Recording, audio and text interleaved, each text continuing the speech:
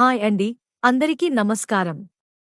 ఈ వీడియోలో సూర్యభగవానుడి 12 మంత్రాలలో చివరి 6 మంత్రాలను ఏ పని కోసం జపించడం ప్రయోజనకరమో ఇప్పుడు తెలుసుకుందాం. 7 ఓం హ్రీం హిరణ్యగర్భాయ నమః. విద్యార్థులు ముఖ్యంగా ఈ మంత్రం వల్ల ప్రయోజనం పొందుతారు. దీని జపం వల్ల శారీరక, మేధో మరియు మానసిక శక్తులు వృద్ధి చెందుతాయి. 8 ఓం మేరీచి నమః. ఈ మంత్రాన్ని పఠించడం ద్వారా మనిషి ఆరోగ్యంగా ఉంటాడు. ఎలాంటి వ్యాధులు దరిచేరవు. 9 ఓం ఆదిత్య నమః.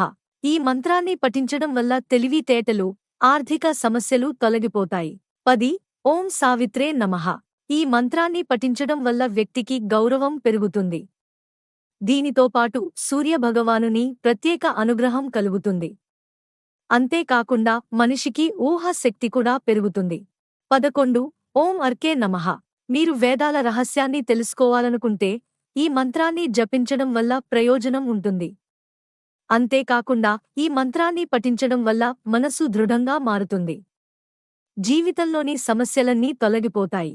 12 ఓం భాస్కరాయే నమః. ఈ మంత్రాన్ని పఠించడం ద్వారా శరీరం లోపల మరియు బాహ్యంగా శుభ్రంగా ఉంటుంది. అదే సమయంలో మనసు కూడా సంతోషంగా ఉంటుంది. సూర్యభగవానుని అనుగ్రహం పొందడానికి ప్రతిరోజూ క్రమం తప్పకుండా అర్ఘ్యాన్ని సమర్పించండి. ప్రతిరోజూ సాధ్యం కాకపోతే ప్రతి ఆదివారం అర్ఘ్యం సమర్పించండి మరియు ఈ మంత్రాలతో పాటు పార్ట్ 3లో చెప్పిన మొదటి 6 మంత్రాలలో ఏదైనా ఒకటి జపించండి.